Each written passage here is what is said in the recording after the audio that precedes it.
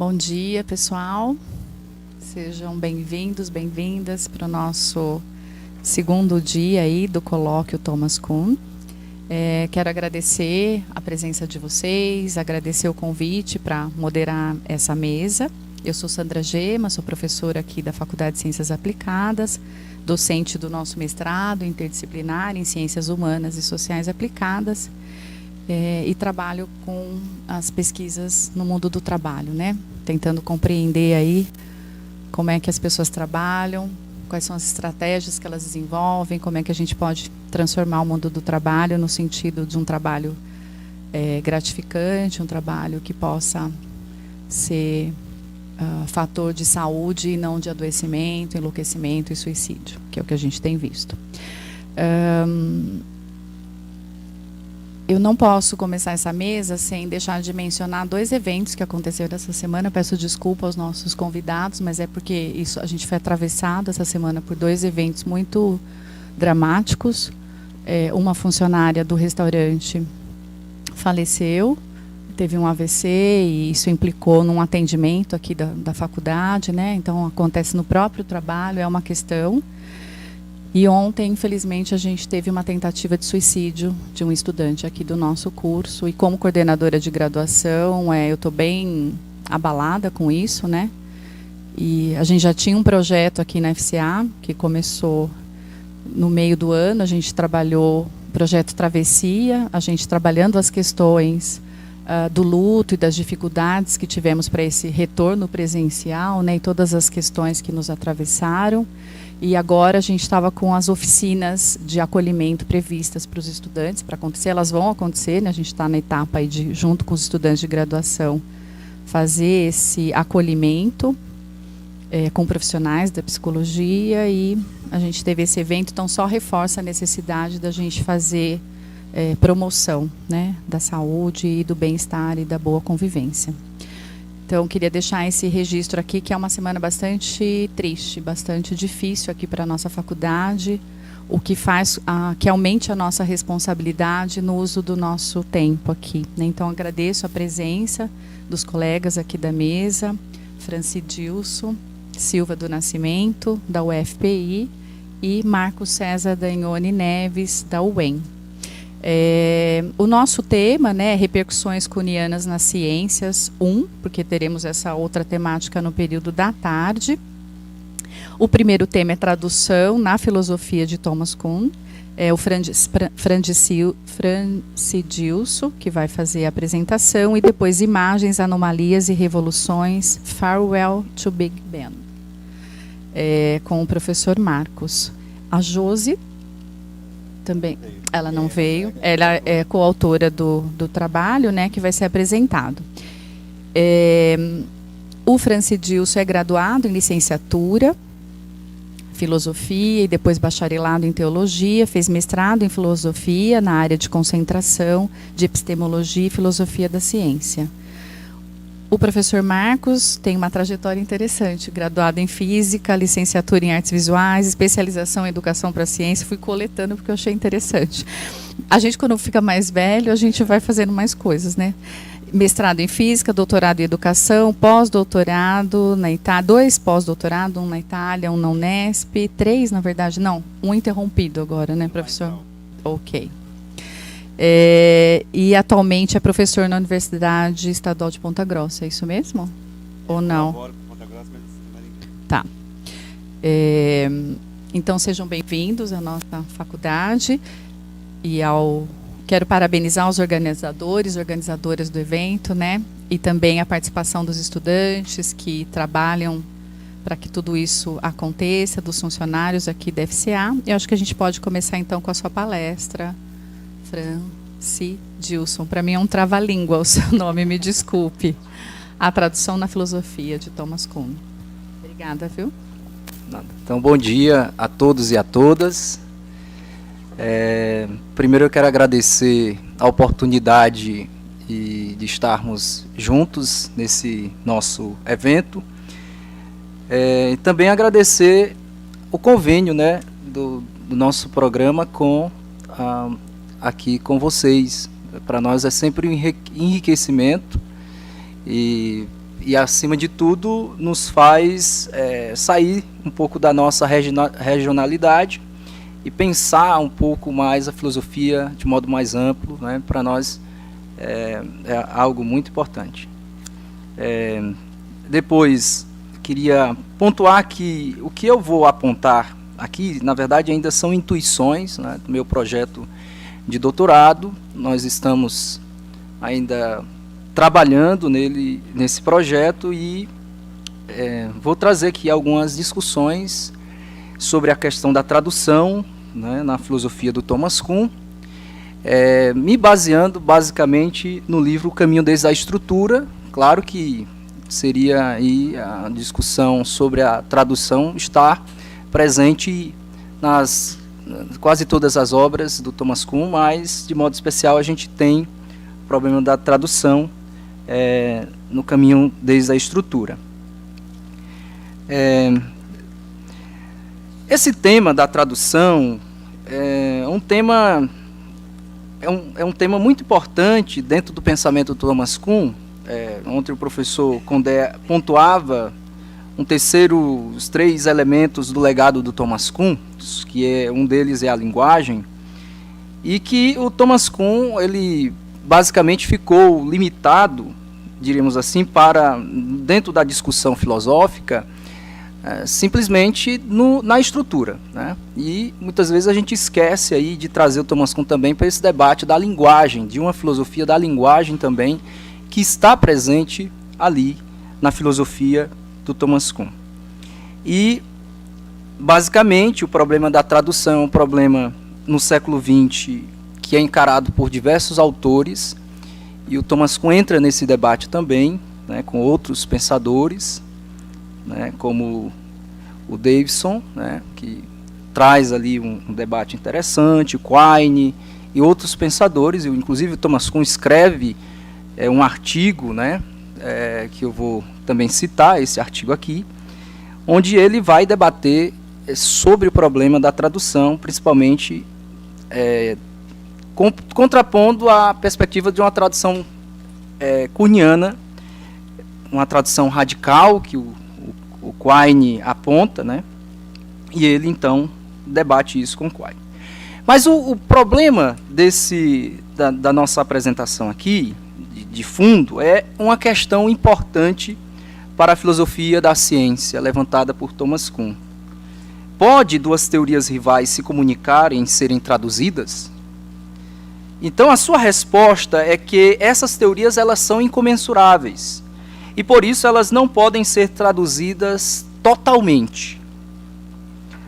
Com isso, a pergunta central dessa nossa apresentação é: o que é compreendido como tradução por Thomas Kuhn?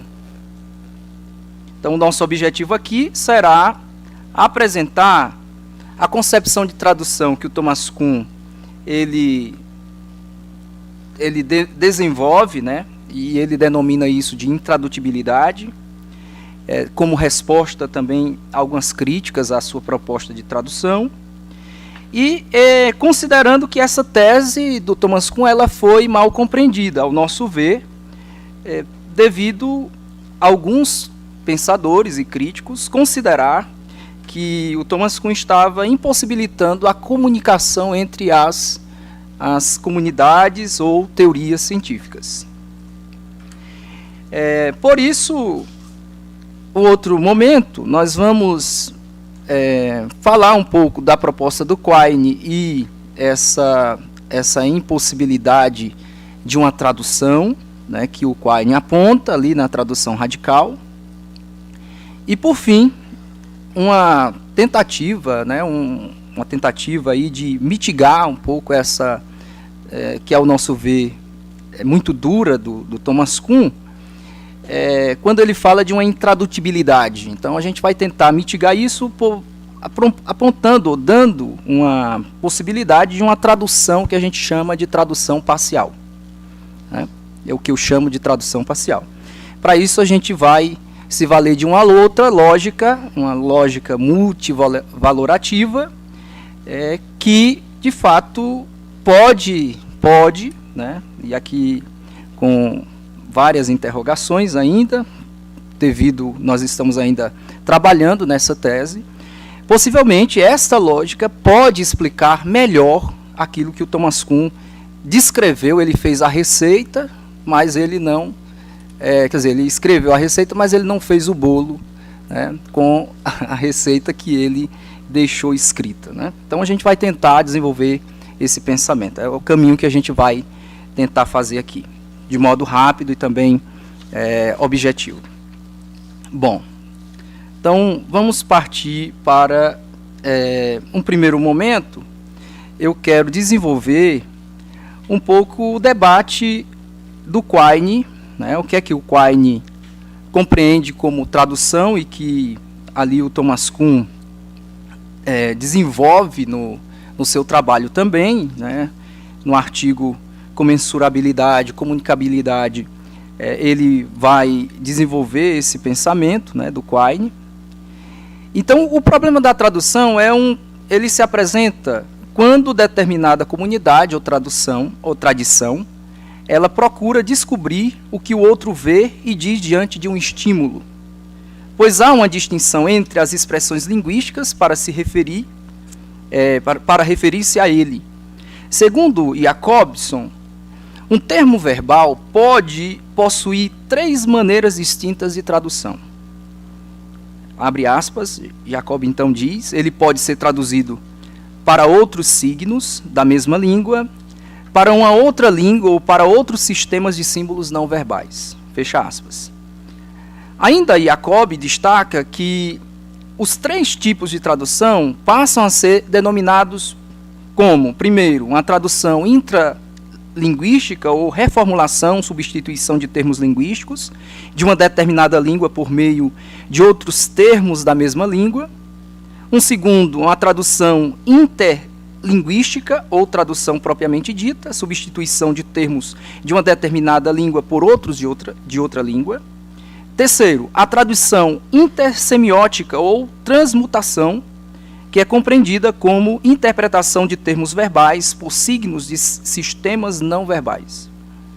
Levando em conta essas 3 divisões da tradução, a preocupação de Kuhn será com a tradução intralinguística e a tradução interlinguística, como ele afirma no seu pós-fácil. Tomando como, abre aspas, né? O Kuhn então diz assim, lá no pós-fácil, tomando como objeto de estudo as diferenças encontradas nos discursos no interior dos grupos ou entre esses, os interlocutores podem tentar primeiramente descobrir os termos e as locuções que, usadas sem problema no interior de cada comunidade, são, não obstante, focos de problemas para discussão intergrupais. O confronto de Kuhn com esse problema é primeiramente com o positivismo lógico, que defende a tradução neutra ou uma tradução única, que dá conta de estabelecer um significado imutável para os objetos no mundo, sendo assim um reducionismo da experiência à linguagem. Posteriormente, ele se coloca contrário à posição assumida por Quine no que diz respeito a uma busca de uma tradução através da mensuração dos significados e da realidade natural, por meio de um experimento mental denominado tradução radical. A grande revolução feita por Quine foi a apresentação do holismo, em que a divisão analítico e sintético apresentada pelos empiristas clássicos não tem sentido para ele, né? Pois o valor de verdade das sentenças, elas dependerão de estimulação, o valor de verdade dependerá de estimulações sensoriais atuais, não sendo levado em conta as informações retidas anterior ou posteriormente à sentença. Essa proposta de Quine, ela enfraquece o projeto reducionista de Carnap. Então, a obra que o Thomas Kuhn vai dialogar com Quine é Word and Object, né, ou Palavra e Objeto, através da qual discutiu as várias possibilidades de uma tradução capaz de estabelecer perfeitamente a relação entre significado e objeto, levando à conclusão de que tanto a tradução como o significado é suspeito devido à fragilidade objetiva. Então, o Quine ele apresentará um experimento mental em que a tradução de uma língua de um povo ainda não tocado é o que ele chama de tradução radical. A tradução radical, aquele em que o enunciado está ligado a eventos presentes, né, tanto ao linguista como ao seu informante. O exemplo de Quine é o coelho que passa correndo e o nativo que diz gavagai.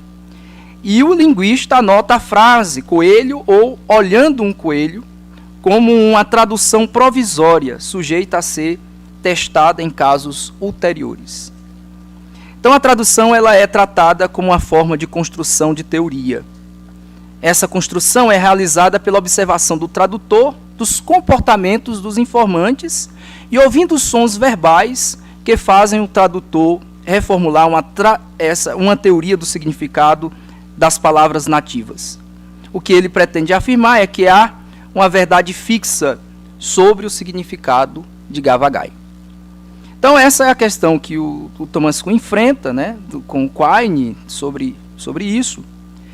E agora eu passo para o que ele chama de tradução, na perspectiva do Thomas Kuhn. Então, em incomensurabilidade, comparabilidade e comunicabilidade, o artigo de 1982, esse artigo em que o Thomas Kuhn assume o sentido estritamente semântico de incomensurabilidade, que veio à tona a problemática da tradução de modo explícito, face à concepção de tradução de Quine, apresentada em Palavra e Objeto e Relativismo Ontológico, em que considera as teses de tradução radical e a indeterminação da tradução. Então, a concepção de Quine de tradução radical ou indeterminação da tradução, que considera a linguagem como um complexo de disposições manifestadas por situações estimulativas, que produz condutas verbais observáveis, na concepção de Gentili, o conhecimento das disposições verbais é suscetível de ser investigado empiricamente, mediante métodos experimentais e inferências indutivas. Thomas Kuhn posiciona-se contrário, né, pelo fato de que se define o tradutor como alguém que, observando o comportamento linguístico, esforça-se para afirmar uma hipótese sobre qual o significado daquela ação. Com isso, para Thomas Kuhn, o tradutor radical de Quine é de fato intérprete, e Gavagai exemplifica o material ininteligível do qual ele parte. É a partir da compreensão da incomensurabilidade, considerada como aquela que não havia uma linguagem comum na qual essas teorias pudessem ser plenamente expressas e que se prestasse, portanto, a uma comparação ponto a ponto entre elas, que é configurado o conceito de intradutibilidade, concebendo as variações de organizações lexicais e taxonômicas da teoria ou língua. Assim, a defesa do Kuhn é que não existe uma linguagem neutra que seja capaz de ser utilizada para as teorias rivais, e também ele afirma que toda tradução traz consigo a perca de significados. Não tem como se pensar uma terceira linguagem que traduza o que ambas traz consigo. Desse modo, dizer que teorias ou línguas são incomensuráveis, aqui abre aspas, né, aqui é a fala do próprio Thomas Kuhn, incomensurabilidade assim equivale à intradutibilidade. Fecha aspas. A nova fase do pensamento, do seu pensamento, mudou a sua perspectiva de estudo, fazendo-nos reconhecer no seu pensamento uma nova filosofia da linguagem, principalmente o problema da tradução. Kuhn admitiu que o processo de tradução, do modo como é apresentado pela filosofia analítica, equipara interpretação à tradução. Com isso, o maior engano para ele é motivado em achar que, porque a tradução real frequentemente, ou talvez sempre, envolve pelo menos um pequeno componente interpretativo, a tradução seja equiparada à interpretação. Então, a tradução real, na perspectiva cunhiana, é distinta em dois sentidos. O primeiro, a tradução propriamente dita, né, e depois como interpretação. Na primeira distinção, a tradução é algo que é feito por uma pessoa que sabe duas línguas perante um texto escrito oral em uma dessas línguas. O tradutor sistematicamente substitui palavras ou sentenças de palavras da outra língua. Então, o Kuhn pontua duas características que são importantes, né, para não conceber, para que não conceba essa concepção de tradução. A primeira é que a língua na qual a tradução é concretizada já existia antes, né, da tradução ter sido iniciada. Ou seja, a existência da tradução ela não modificou o significado das palavras e expressões. A segunda característica é que a tradução consiste exclusivamente em palavras e expressões que substituem, não necessariamente uma a uma, a palavras e expressões do original. Notas explicativas e prefácios de tradutores, diz o Thomas Kuhn, não fazem parte da tradução. Então eu vou passar agora, essa que é basicamente um pouco a questão que ele pontua, e eu quero então, por conta do tempo, passar para... O Thomas Kuhn vai receber muitas críticas do Keats, do Sankey e tantos outros pensadores, né, que discutem ali com ele sobre esse conceito de tradução, de intradutibilidade, uns apoiando, outros modificando esse conceito, né? Então, dentro desse debate que Thomas Kuhn pontua, eu então passei a desenvolver um pensamento alternativo. Eu acho que esse conceito de intradutibilidade é um conceito muito duro, né, a minha perspectiva, porque dá a entender que não se tem uma forma de se entender ou de chegar a uma tradução. E para isso eu me utilizei, a partir daquilo que o Thomas Kuhn também vai dizer, que é preciso estabelecer uma nova lógica, e ele descreve isso, né, como deveria ser essa lógica, e saindo dessa polarização significado e do objeto, né, e apresentando uma teoria do significado que ele considera que deve ser desenvolvida. Então, eu vou passar para esse ponto, né. Então, a tentativa que deve ser realizada, né, pelo menos em relação à questão da tradução, ela deve ser assegurada, assegura uma nova teoria do significado, saindo dessa polarização, significado e do objeto. Então, o Thomas Kuhn, ele diz que a teoria do significado que vai ser apresentada, ela deve considerar os elementos lexicais transmitidos pela vivência do mundo, através da cultura, da educação, da prática científica, entre outras atividades humanas concretas que formam em nós o que ele chama de um módulo mental, que possibilitará recortar o mundo com a nossa linguagem. Deste modo, o mundo é a nossa representação do nosso nicho. E o mundo representativo, né? Deixa eu perder aqui. Esse mundo representativo que ele pontua,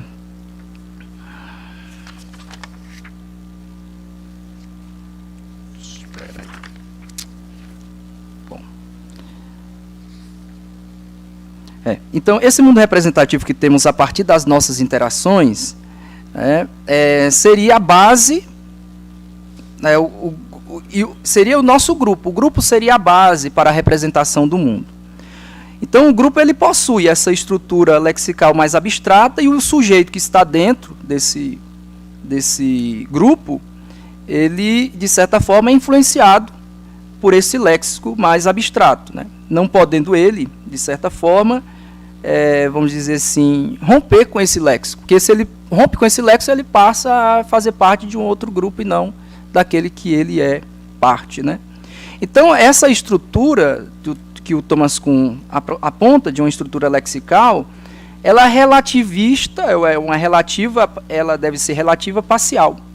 Então, a tentativa kantiana, das categorias categoria kantiana de Kuhn, de estabelecer um sistema novo, ele pode ser arriscado, né? E aqui eu digo por quê ele pode ser arriscado. Primeiro, porque nós temos um problema da idealização, né? Pode ser apenas uma idealização e você se torna um antirrealista aí, né? Praticamente.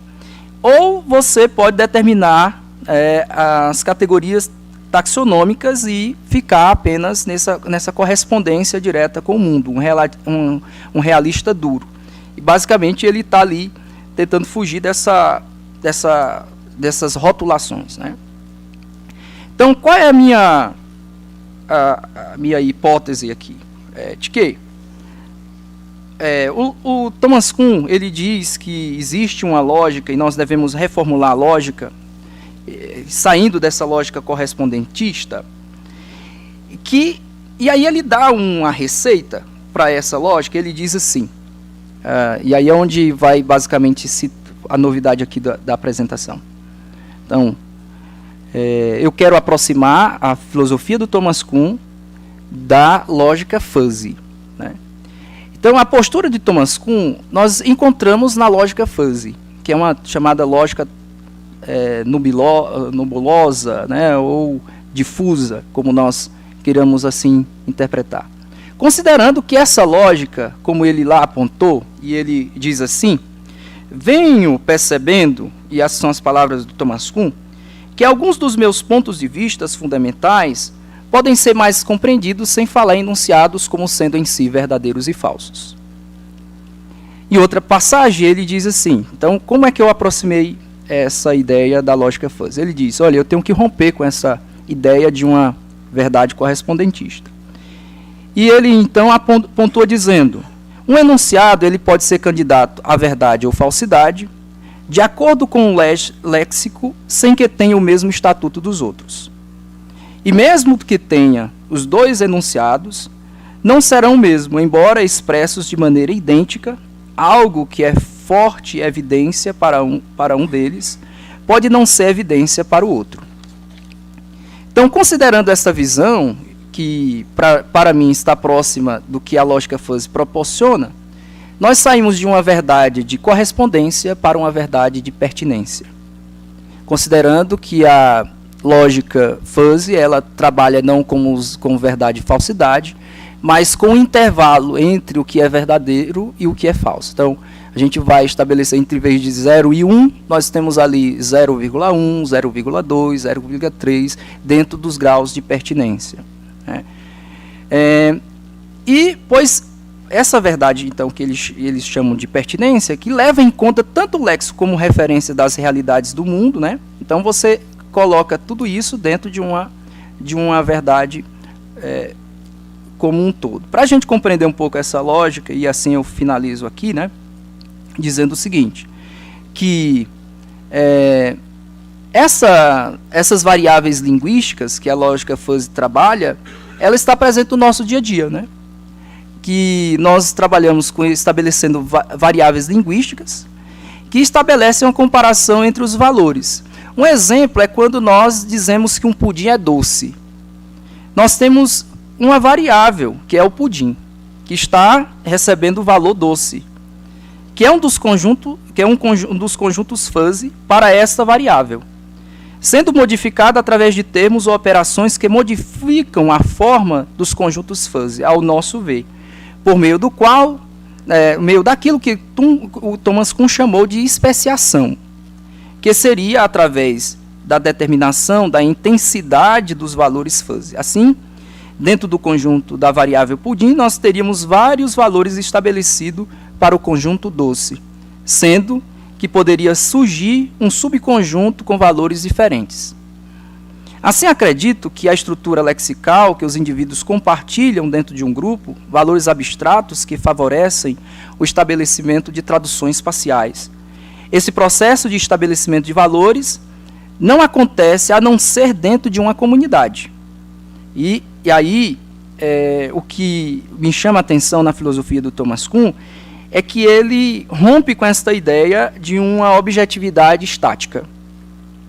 O Kuhn ele favorece uma nova perspectiva do fazer ciência e da própria experiência dos seres humanos, onde os valores eles são estabelecidos a partir de similitude em comparação aos contrastes das teorias científicas, das culturas, das pedagogias, enfim, da vida comum. E, assim, não há no pensamento do Thomas Kuhn, ao meu ver, um antirrealismo, como ele é acusado, ou uma negação da realidade. Pelo contrário, ele admite a vida como ela é, com seus dramas e suas dificuldades, não desconsiderando as várias situações de incertezas e precisões, porque muitas vezes nós queremos uma ciência que ela é puxada apenas só pelos resultados, e nós esquecemos de que as anomalias elas são importantes para o processo, olhar a ciência como um todo, né? Como a vida é também. A vida é assim, a gente não tem só os acertos da vida. Nós, na vida, temos também incertezas, fracassos, e esses são importantes também para o desenvolvimento da própria filosofia, da própria ciência. Então, todas essas realidades, elas constituem a forma de um pensar filosoficamente. Com isso, eu acredito, né, e é um caminho que eu estou ainda percorrendo, que o Thomas Kuhn, diante das várias posições apresentadas, ele poderia ser compreendido melhor com esta lógica, que é uma lógica que ainda está sendo desenvolvida, basicamente, né? E tem muita gente estudando em vários caminhos aí dessa lógica, e a gente está tentando desenvolver a nossa pesquisa também, tentando uma proximidade ali para depois desenvolver a nossa tese de doutorado a partir daí. Então, obrigado, agradeço a paciência de vocês. Obrigada, Francidilson. Passo direto a palavra para o colega. Quer usar isso aqui? Deixa eu só colocar a projeção.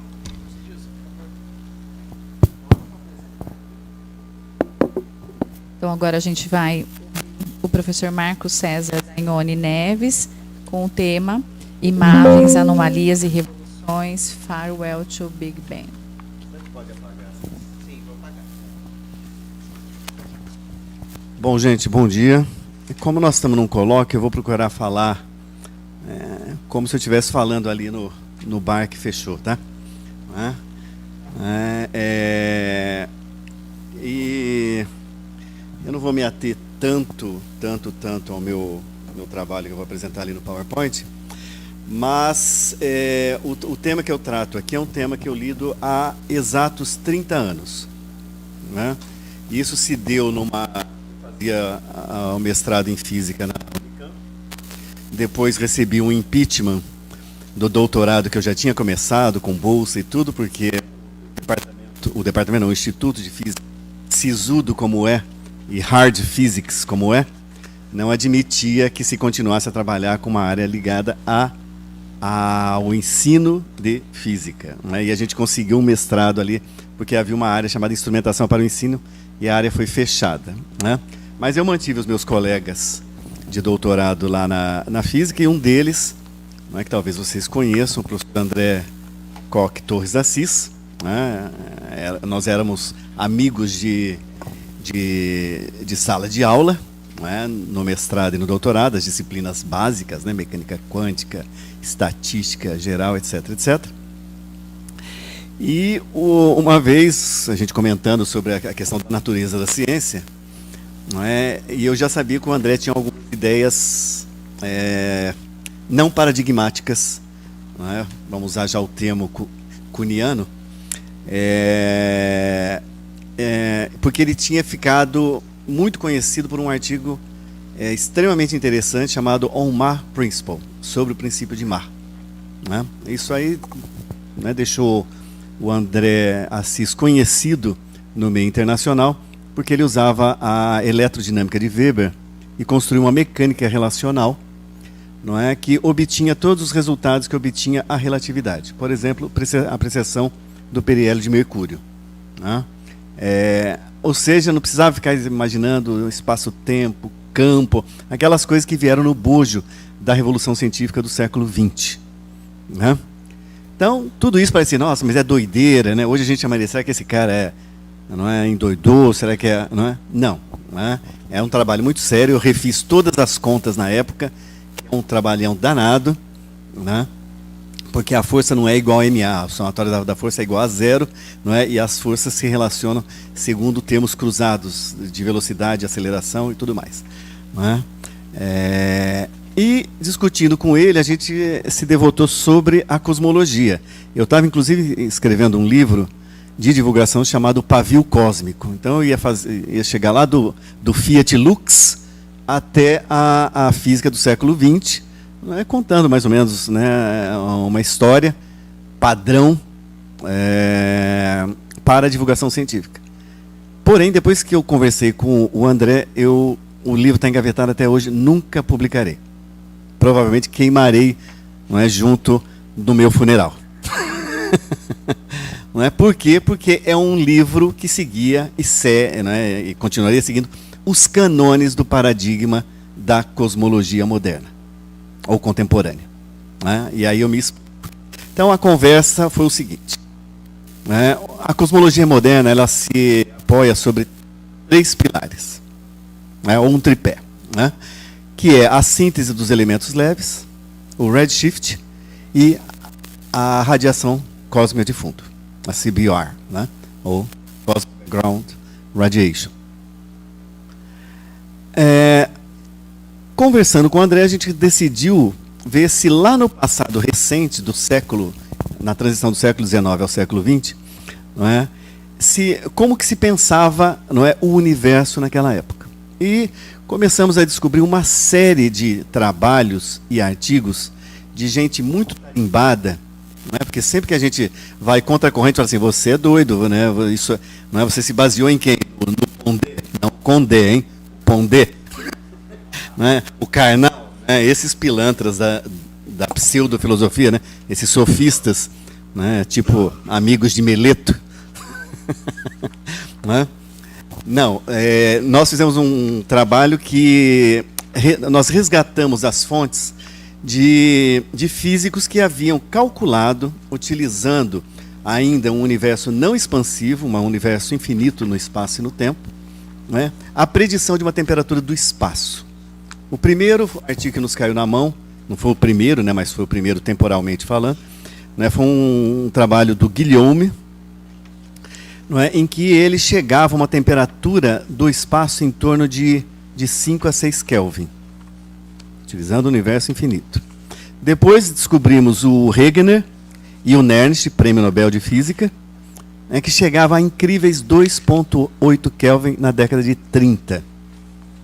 Depois o Finlay Freundlich, né, que foi um amigo, mas um opositor da relatividade, também chega a números parecidos. O de Broglie também. Né? E o Max Born profeticamente fala que essa temperatura deve estar ligada às micro-ondas. Isso ele falou na década de 50, quase 15 anos antes da descoberta de Arno Penzias e Robert Wilson da radiação cósmica de fundo. Não é? E aí a gente analisou também aqueles que tinham uma ideia de um universo expansivo. Não é? Obviamente começa a história que vocês todos sabem, né? É a história do Hubble. O Hubble olha para o céu, não é? Tira os espectros, vê que os espectros desviam para o vermelho, associa isso ao efeito Doppler, né? E não só o Hubble, porque agora a lei que ele provavelmente descobre, né? A lei linear, velocidade é igual a HD, né? Proporcional à distância, quanto mais distante, né? Tem o dedo de um padre, o padre Lemaitre. Tanto é que vão mudar agora a lei, né, o nome da lei, para botar o Maledetto, o nome do padre. Maledetto porque eu sou contra padres, acho que quem viu... acho que quem viu o debate ontem sabe do que eu estou falando. Né? Ainda que não seja padre, né, mas... Né? O padre Lemaitre, né? E eu encontrei semana passada, pena que eu não reencontrei aqui, uma foto do Lemaitre entregando para o Pio XII, o Papa da Segunda Guerra, né, que fez as tranqueiras aí, né, as conclusões sobre o universo em expansão, para o padre. O Pequer, Jean-Claude Pequer, que faleceu faz uns 4 anos, ele falava que ele participou de um congresso internacional em Roma de astrofísica e cosmologia, e ele desistiu porque não é, o Papa Pio XII que abriu aquela sessão e falou que, enfim, religião e ciência estavam irmanados nessa concepção de um universo em expansão, que adivinha, então, do Hubble e depois do George Gamow. O George Gamow escreve um trabalho sobre o The Primeval Atom, o átomo primordial que se expandiu, né? E só que aí, os trabalhos que se seguem a partir dessas ideias de previsão da temperatura dessa radiação cósmica de fundo que foi se esfriando desde o Fiat Lux, né? O misterioso e mítico e, não é? Início. Não é? Então, todos eles começaram, né? Os apoiadores do Gamow tinham ali na década de 40, final da década de 40, algo em torno a 7, 8 Kelvin. Não é? O Gamow, em 1962, 2 anos antes da descoberta de Arno Penzias e Robert Wilson, ele estima, num livro chamado The Creation of the Universe, 50 Kelvin. É muita coisa. E é um erro brutal. Né? Bom, então nós temos essas coisas, né, mas qual é a narrativa? Né, se usa tanto essa maledeta palavra hoje, né?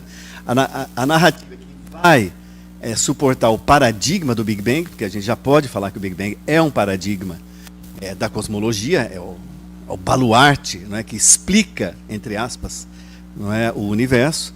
Não é, tudo isso que eu falei para vocês, não é, aqueles que previram, não existe em nenhum lugar da literatura, seja especializada, seja de divulgação científica. É uma história apagada, invisibilizada. Né? Bom, então, conversando com o André sobre isso, a gente escreveu um trabalho chamado The Redshift Revisited. Não é? E haveria um congresso em Princeton para discutir essas questões, e o André falou, eu não posso ir, você vai. Né? Então, cheguei lá e apresentamos esse artigo mostrando que o redshift poderia não ser associado ao efeito Doppler, porque nós havíamos descoberto nas nossas pesquisas históricas que nem o Hubble acreditava na expansão do universo. Tem um trabalho dele, que eu vou mostrar um pedaço aqui, de 36, e depois um outro de 42, que ele fala que né, por quê? Por que ele vai falar essa coisa que já eu repito? Porque quando ele começa a registrar os espectros, ele registra um espectro que tem um desvio de 0,14 C, ou seja, 14% da velocidade da luz. Aí ele fica embaralhado. Como que um monstro desse, com uma galáxia, pode estar viajando a essa velocidade? Não é? Então ele fala assim, e ele associou uma velocidade aparente. Não é o termo velocidade absoluta ou qualquer outra coisa. Não é? E aí ele fala, ou isto é um efeito de recessão das galáxias, ou estamos, como nos tempos de Copérnico, diante de um princípio novo e desconhecido da ciência. Só que ninguém cita. Esse é um dos últimos trabalhos dele, acho que ele morreu ainda na década de 40, e ele escreveu isso em 42. Bom, por que eu estou contando isso tudo? Porque isso faz 30 anos que eu escrevi com o André. E há 30 anos eu e o André continuamos colaborando. Não é? Temos uma associação com outro astrônomo, não é? Que é o professor Domingos Soares, do Observatório da UFMG. Né? E avançamos, digamos, em termos de troca de ideias com uma comunidade internacional muito pequena, porque nós não conseguimos publicar em grandes revistas, não temos apoio para pesquisa, não temos nada, porque o que é o paradigma? O paradigma é o silenciamento das teorias rivais que não se consolidaram como tal. A coisa é cruel. Né? A coisa é cruel, mas faz parte da natureza da ciência. Eu explico isso aos meus alunos, né? Porque hoje ensinar epistemologia, né, no universo de fake news, né, fazer a crítica da ciência, às vezes parece que a gente está negando a ciência. Muito pelo contrário, é do jogo. Né? Pois bem, aí muitos trabalhos depois, congressos internacionais, troca de ideias com gente muito bacana, como o Alton Arp. Né? O Alton Arp é o cara que é um descobridor dos quásares na década de 60, escreve tudo sobre quásars, e aí ele começa a ver que os quásars podem não estar associados ao efeito Doppler. Não estão a distâncias cosmológicas, mas são, não é, atividades de núcleos ativos de galáxias. Ele escreve isso, ele perde todo o tempo de observação em telescópio. Inclusive, não sei, um prêmio Nobel, não sei se foi o Abdul Salam, escreve, fala, esse artigo que eu recebi aqui da Astrophysics Journal não é algo que não se deve editar, né? E recomenda, inclusive, a demissão dele. Né? É uma coisa absurda. Né? Ele vai perder praticamente o emprego dele e vai passar os últimos anos da sua vida no Max Planck Institute, né? Que tem uma filosofia mais aberta à divergência. Bom, e uma coisa que a gente discutia era também a questão kuhniana, né?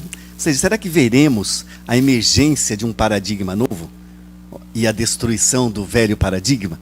Né?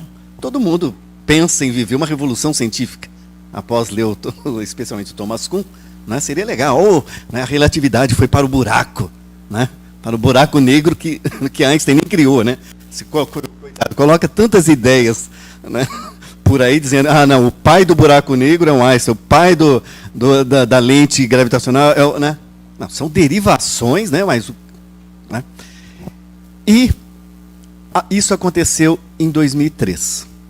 Não a revolução, mas algo que poderia estar muito errado na concepção do universo criado. Né? Então, eu não acredito no universo criado por dois motivos. Um é um motivo, digamos, científico, ou seja, não é efeito Doppler. Né? A radiação cósmica de fundo, ela pode ser obtida em qualquer universo que você queira, estático ou não estático. Né? Mas, por outro lado, eu me julgo um discípulo brunista, né? Eu traduzi os autos do processo do Giordano Bruno, eu trouxe até aqui, mas o livro está disponível gratuitamente como e-book, tá? Porque o Bruno, um dos autos de acusa dele era pela infinitude do universo, né? Porque eu acho, e por isso que eu citei o padre, né? Esse negócio de Fiat Lux está muito próximo, o Fiat Lux cosmológico do Fiat Lux religioso. Então, como eu sou um ateu militante, esse vai outro lado. Né? Esse é um lado mais difícil de defender, porque depois vem todos os santos, né? A Inquisição aqui, pronto, né? Já basta a oposição na... Nossa, eu falo demais. Bom, então eu vou passar meio rapidamente aqui, por que 2003? Essa é uma entrevista que eu fiz com o professor Bredecamp. Eu resolvi colocar aqui, e está no artigo, porque ontem foi falado do Kant. Né? O Kant dá uma espinafrada no Leibniz, mas o Bredecamp fala que o universo, como Leibniz rejeitou o retorno de partículas individuais a unidades indestrutíveis como o átomo, ele provavelmente teria negado a teoria do Big Bang. Né? Vou ter que passar rápido, porque o que eu quero mostrar... Deixa eu... Não está passando. Não é? Esse é parte do trabalho do Hubble, quando ele descobre... E nós não estamos há 100 anos da descoberta que o universo não é só a Via Láctea. E 100 anos depois a gente acha que já construiu todo o universo. Né? A arrogância cosmológica é cosmológica. Tá? Em seu livro lá, The Realm of Nebula, né? O Reino das Nebulosas, essa interpretação de que o redshift representa a velocidade de afastamento explica os redshifts como efeito Doppler, ou seja, como velocidades de afastamento indicando um movimento autêntico de recessão. Podemos estabelecer com alguma confiança que os redshifts ou são velocidades de afastamento ou representam algum princípio até agora desconhecido da física. Ninguém cita essa passagem porque ela é incômoda. É muito incômoda. Né?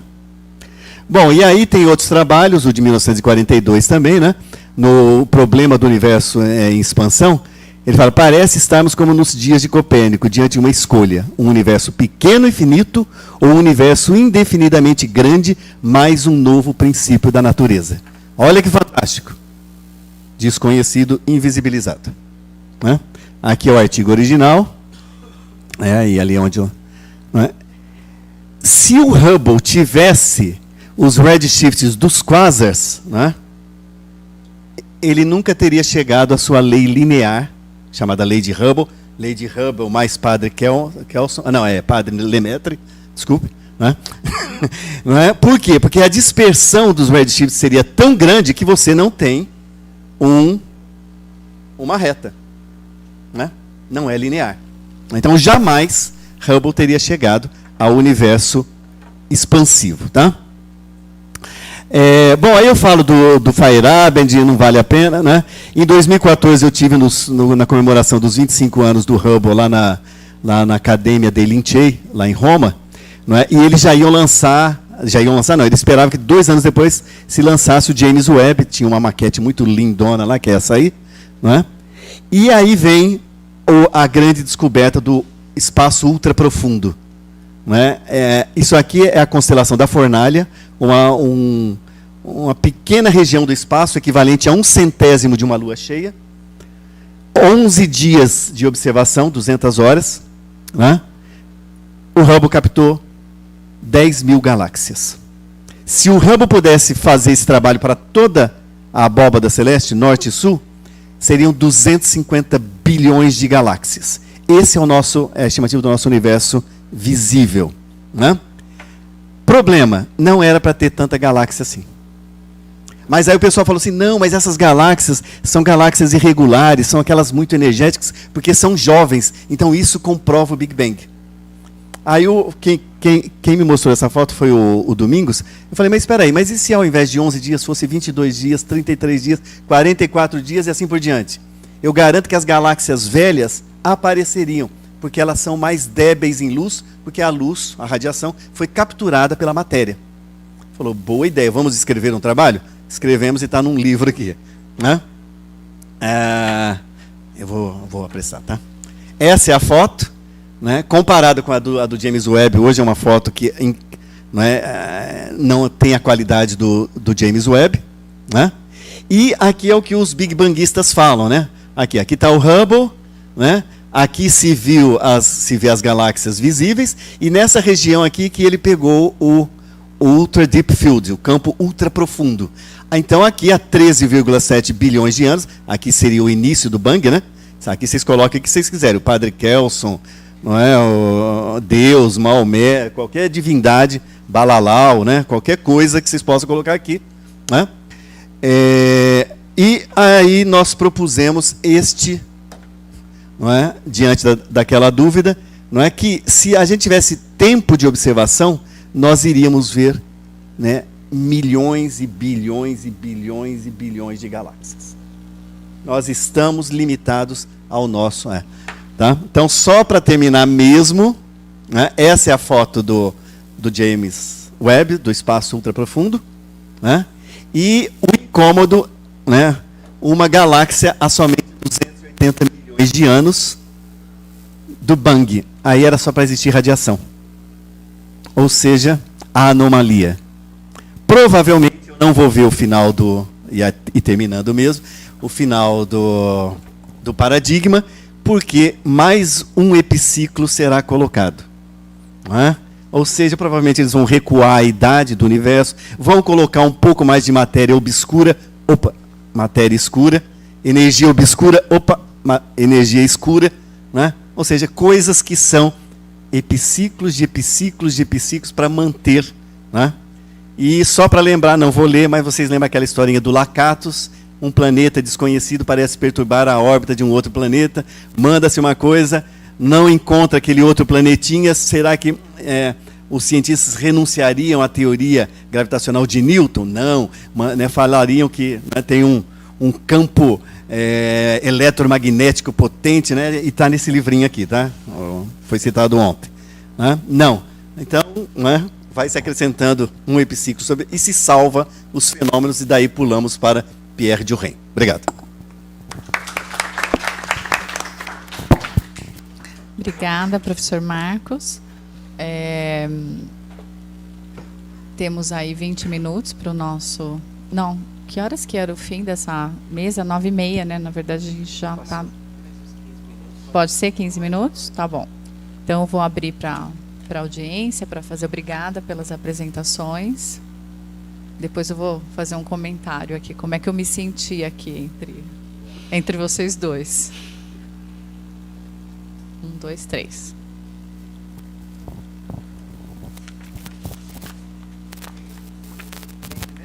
Aqui, ali, lá e acho que lá também tem 4 pessoas. A minha pergunta para o Francidilson. Meu nome é Mauro Condé.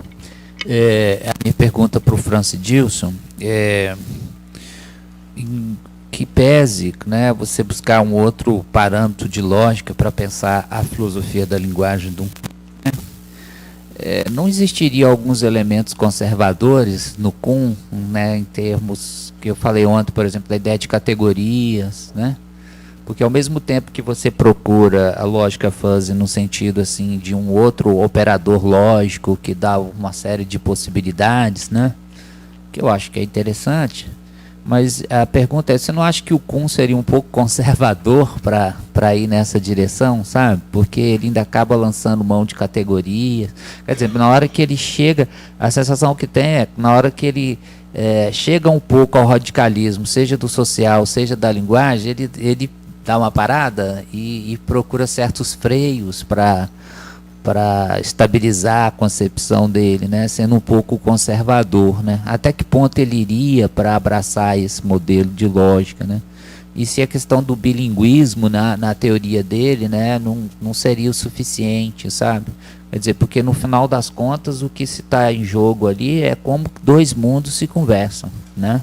Então ele está falando, olha, o sujeito tem que ser bilíngue, né, nesses dois sistemas para entender o que está colocando. Obrigada pela pergunta. Eu vou pedir para...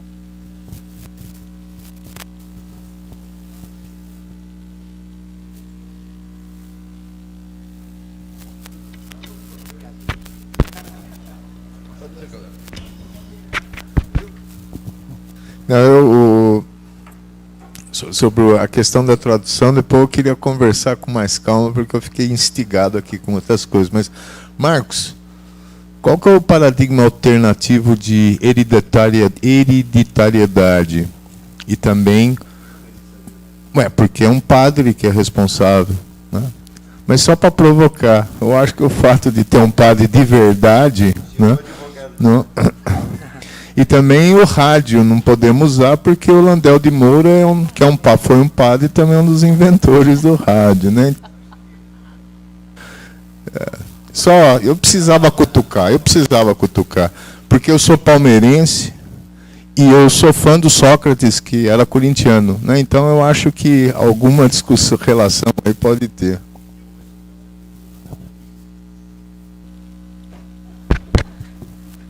Acho que tem essa pergunta. Acho que ali atrás tinha uma também ou não? Não, tá bom. Então essa é a... Aqui, tá. Então aqui, depois aqui, tá. Ele quer ser o último, tá bom. Então tá. Nossa, minha pergunta seria sobre a questão da tradução também. Eu achei interessante essa aproximação com a fuzzy, mas eu não tenho muito conhecimento sobre isso. Pelo que eu entendo, é a tentativa de você lidar com verdade e falsidade de uma perspectiva colocando numa escala em vez de uma variável binária, né? Mas uma das coisas que o Kuhn fala é que quando você está dentro de um paradigma, você não consegue... Aquilo que pode parecer como enunciado verdadeiro ou falso num paradigma, não pode nem ser concebido como verdadeiro ou falso dentro de outro paradigma. Como que a lógica fuzzy poderia tratar disso, ou ela não chega lá? Como que é? Que acho que tem muito a ver com a questão da entrada que ele expõe, né? Então, sobre... Eu me chamo Robinson. Sobre a ideia de apresentar a lógica fuzzy para auxiliar na tarefa de tradução com respeito a teorias incomensuráveis, porque lá nessa fase ele já não fala mais em paradigma, são teorias ou léxicos ou esquemas conceituais que são módulos mentais de resolver problemas, né? Eu gostaria que você se posicionasse, né, sobre uma dúvida que eu tenho, vamos dizer, ou uma tendência que eu tenho, que é de compreender que uma lógica trata de uma, seja ela qual for. Quando fala de verdade ou quase verdade, mas se pronuncia acerca disso, que pode ser 0, 1, né? Ela não trata de teoria da verdade como algo que transmita teor, como uma teoria da correspondência. E na sua fala, me parece que você associou, né, a possibilidade de utilizar a lógica fuzzy, porque Thomas Kuhn diz que devemos rejeitar. E sim, ele concorda. Não só uma teoria, não sei exatamente uma teoria da correspondência na estrutura, mas nessa outra fase sim. Na estrutura eu creio que é a tese da convergência da teoria da correspondência. Eu não sei se lá poderia ser compatível uma teoria da correspondência sem convergência, né? Ele está preocupado com o realismo, mas não sei, é uma dúvida. Agora, aí, nessa fase, me parece que a teoria da verdade que ele menciona é uma teoria deflacionária, ou deflacionista, e ele menciona o Horwitz, uma teoria minimal da verdade. Mesmo sendo minimal, essa teoria relaciona algo que vai para além da linguagem. E não me parece que uma lógica lida com isso quando trata, em sua semântica, né, de uma noção de verdade. Aí está uma dificuldade que eu gostaria de saber como você faria essa associação. E eu concordo com a ideia de que, por mais ampla que seja a lógica fuzzy, ela apresenta suas restrições, e eu não tenho a ideia que isso, ainda que solucione o problema da tradução, que isso pudesse ser kuhniano. É só isso. Mas é uma questão de ser ou não ser kuhniano. Mas pode solucionar. E sobre o professor. Professor, eu gostaria de saber se outras pesquisas sobre esse fenômeno acerca do qual houve o seu trabalho conjunto foram realizados.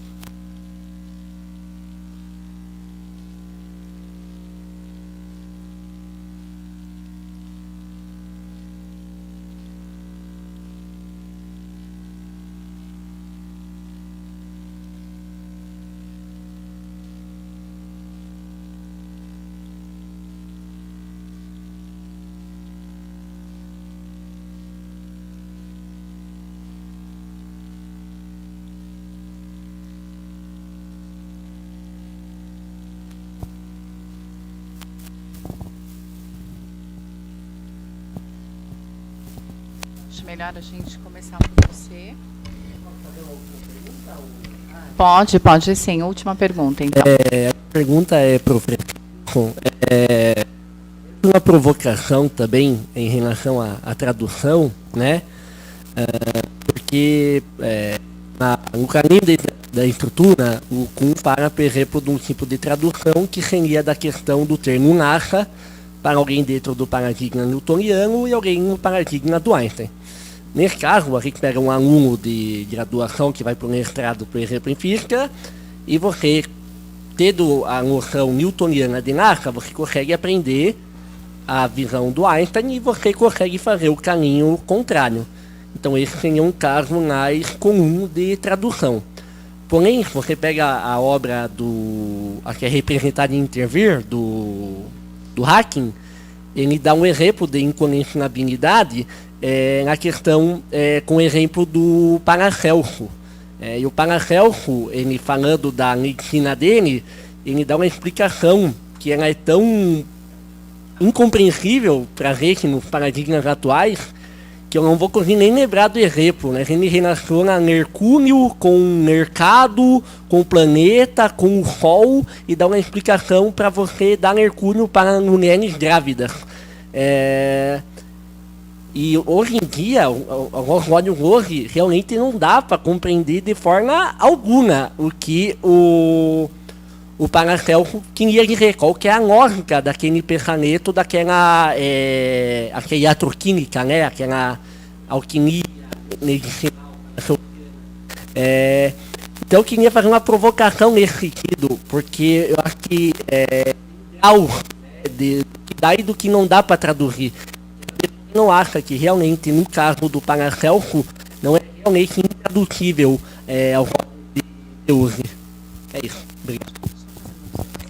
Queria só fazer um pedido aos colegas aqui da mesa, né, fazendo um pouco esse papel chato de moderação, que vocês tentem, eu sei que dá longos debates, as questões, vocês podem conversar depois, inclusive, né, tentar ser sintético para que a gente possa seguir no tempo, até porque eu realmente tenho que sair para dar aula agora às 10 horas, tá bom? Mas vocês continuem depois do debate, que parece estar bem interessante. Bom, a minha tentativa de vir aqui mesmo foi para provocar um bocado de questões nas nossas cabeças mesmo, né? Eu acho que o papel do filósofo, como nós somos, é de tentar realmente levantar, e aqui é uma proposta, né? Está sendo estudada, e por isso eu agradeço a vocês as contribuições, a colaboração. Bom, então, primeiro, assim, eu não estou fazendo escolinha para o Thomas Kuhn, né? É uma coisa que a gente tem que entender, que quando a gente está estudando um autor, a gente vai se aproximar dele, porém a gente tem que pensar aí o que é dele, o que é nosso, né? E é isso que eu estou tentando, não também extrapolar aquilo que ele pensa, né? Porque de fato aí vou para vou formar um outro pensamento e vou ler o autor de modo errado, né?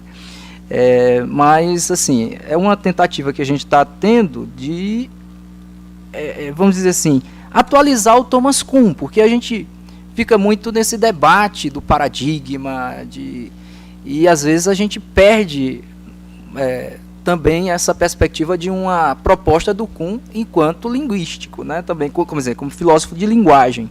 Então, seria basicamente um caminho aí que a gente está tentando desenvolver. Como eu disse, né? Estou tentando desenvolver ainda. Estamos aí na fase de pesquisa. Bom, mas assim, o professor Condé pergunta um pouco sobre essa concepção que o Thomas Kuhn tem, que às vezes parece ser conservador. Concordo, né? Tem ali uma posição conservadora, mas ao mesmo tempo tem hora que ele volta atrás, né, dessa posição conservadora dele. Então, ao meu ver, a minha tentativa aqui é tentar atualizar isso, né? E aí a minha tese será basicamente por aí, né? Eu não vou, quer dizer, vamos ver se dá certo isso também, né? Se a gente tenta trazer o Thomas Kuhn para esse debate da linguagem, que é algo que ele mesmo disse que é necessário reformular uma teoria do sentido. Tem lá uma passagem que ele diz é importante reformular e ter e ele não sabe como é que vai ser essa teoria do sentido. Pode ser que os escritos agora que vão ser publicados, pode ser que tenha alguma coisa assim, né? Então, o primeiro ponto. O professor Paulo pontua aí para a gente essa questão de como é que essa lógica fuzz ela poderia facilitar dentro do debate entre duas tradições diferentes, que compreende termos também que são diferentes que não se conversam, né? Um paradigma não pode ser, né, na ciência normal ali, um nem considera o que o outro nem sabe se é verdade aquilo lá, né? Mas mas a vida da gente, a gente tem que entender que, principalmente na ciência, a ciência ela não pode desconsiderar, e eu acho que aqui é um ponto que, quando o professor instiga essa provocação sobre o Big Bang, nós não podemos desconsiderar essas posturas que são também, vamos dizer assim, científicas, de contraposição, porque o que está na nossa cabeça às vezes é de que nós estamos atrás de resultados e aqueles resultados devem ser daquela maneira, né? Tudo bem, ele não disse isso, mas agora eu estou tentando dizer, né, que a gente poderia ter, né, uma abertura para esse significado do paradigma dentro das comunidades, mesmo que elas não se conversem entre si, né? Mas essa conversação, que, ao meu ver, e aí o Hort tem razão, que Thomas Kuhn ele arregou em algumas situações, né? O Hort chega a dizer que ele não teve coragem de continuar o processo que ele estava fazendo, epistemológico, de mudança da visão analítica. E aqui é uma tentativa nossa de trazer esse debate aí, né? De que os paradigmas eles podem sim se conversar, e aqui a gente vai tentar um pouco mitigar o que o Thomas Kuhn disse sobre intradutibilidade, pontuando, quem sabe, uma tradução parcial. Eu posso não dizer a coisa toda, mas eu posso dizer alguma coisa que a coisa é, né? Então, seria basicamente essa a nossa proposta. O professor Robson, né, sobre a questão da associação, como associar essa, vamos dizer assim, a verdade, né, sendo que essa verdade ela está povoada de uma dimensão semântica também ali, né? Quando eu falo de lógica, eu tenho uma concepção de verdade dentro dessa lógica também, né, que me impede, de certa forma, de como eu poderia comparar essa posição cuniana. Eu não saberia dizer, não, eu estou pesquisando, né? Mas, assim, o que eu poderia dizer, assim, que é uma tentativa, e eu não quero também, vamos dizer assim, comprar o Thomas Kuhn apenas como o certo, né, nessa posição, e vamos tentar aí desenvolver esse pensamento com as restrições, com as questões, e eu peço ajuda também de vocês, né, que depois eu vou procurar alguns para nos ajudar nesse processo de construção daquilo que é construído aqui na minha tese de doutorado. De fato, o Ian Hack, ele lá naquele livro Intervir, exato, ele fala de duas posturas, né? E uma delas é que existe uma forma para a gente dizer, vamos dizer assim, tem a realidade, mas também tem a forma, né, de como se descrever. Eu acho que a abertura que ele vai dar ali, é um pouco o que eu estava vendo essa semana também, né, lá nas nossas aulas, que abertura que eu acho no Ian Hack que poderia nos ajudar e fortalecer o debate sobre a tradução, é quando o Ian Hack ele divide, então, nessas duas categorias ali, né? E a forma pode mudar, né? Não pode mudar o conteúdo, né? Mas a forma ela pode ser substituída, ela pode ser refeita. Então, no aspecto da linguagem, né, e no aspecto da tradução, eu diria que o Ian Hack dá aí uma abertura, sim, para a gente também debater essa questão da tradução, quando ele fala dessa forma que pode ser modificada, pode ser aberta para uma nova teoria ou uma forma de dizer sobre o conteúdo no mundo, né?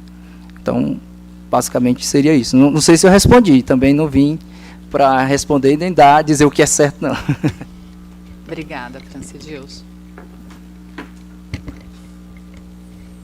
Bom, Então, sobre a provocação do Peter, não é? Obviamente eu coloquei o padre naquela segunda linha minha, que é a irracional, não é? Mas o padre sim teve essa influência, porque com certeza ele quis ligar o Fiat Lux religioso ao Fiat Lux cosmológico. Né? O Landel, ótimo, o Mendel, ótimo, né? Porém, né, talvez o Mendel tivesse até isso é uma divagação, né? Quem sabe as leis da hereditariedade que brotem do divino, sei lá. Né? Mas na minha fala aqui eu coloco o padre naquela minha segunda linha, né, do discípulo brunista, que teve muito problema com a igreja, tanto é que foi torrado vivo no dia 17 de fevereiro de 1600. Em relação às anomalias, a anomalia não é uma coisa que é reconhecida de imediato. Haja vista, por exemplo, né, o geocentrismo. O geocentrismo, desde Aristóteles, não é? Ou talvez até antes dele, né, até o Rei Magis Sintaxe, ou Almagesto do Ptolomeu, ficou até as elucubrações lá no Renascimento, não é? Primeiro do Copérnico, que é um mau livro de astronomia, porque não tem uma física associada, né, e depois com as colaborações importantíssimas da astronomia telescópica e do trabalho de Johannes Kepler e Tycho Brahe antes, né, óbvio, né, com as observações novas que fundamentaram a ruína do mundo geocêntrico. Não é? As anomalias do Big Bang ainda estão no começo, por isso que eu realcei aqui, não é, que não é, eu gostaria de ver a ruína do Big Bang, mas provavelmente não verei. Por quê? Porque já se passaram 19 anos desde o campo ultraprofundo do Hubble. E aí, né, falou, não, mas aquilo ali era, né, tá tudo dentro dos conformes. Já se conformou. Né? Já se colocou suposições a posteriori que salvam o fenômeno. Né? Agora, eles estão apavorados com a fotografia do Hubble. Né? Já tem artigos na Nature, né? Já começou a popular, mais do que em 2013 e 2004, né? Artigos que começam até com títulos assim, será o fim do Big Bang? Né? Então eles estão apavorados. Inclusive a gente mede a temperatura, a febre, entre os divulgadores de ciência de astronomia.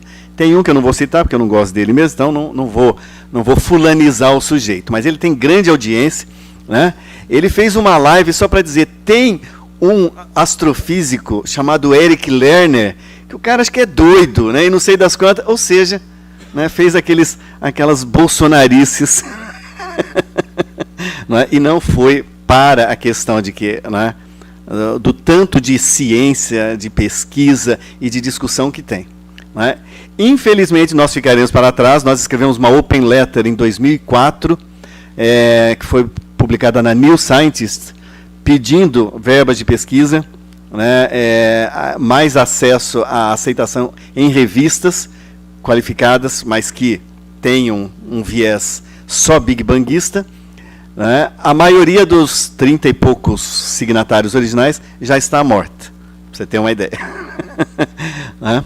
Mas cairá pelo peso dos próprios epiciclos. Será tão pesado, né, que, né, o tripé não sustentará tantas ad hoc assumptions. Obrigada. Eu peço desculpas por conta do tempo de ficar apressando vocês, né, sobretudo os colegas aqui da mesa. Agradeço a presença de vocês, sejam bem-vindos aqui mais uma vez à nossa faculdade. Eu queria só fazer um apontamento como é que eu posso dizer, da dificuldade que escutar colegas falando de campos tão distintos, né, quando a gente vem de outros lugares, essa questão da comunicação, que inclusive está na fala do Francis Dilson, né? E achei bem interessante a gente ter aqui na mesa um padre, que é cientista, e um professor, que é antipadre. Então, eu acho que aí tem um começo, aí me parece que tem um começo, né? Não dos padres distantes, mas dos padres próximos, né? Que estão aqui para a gente poder debater e conversar. Então, eu fico feliz de estar aqui, né, com essa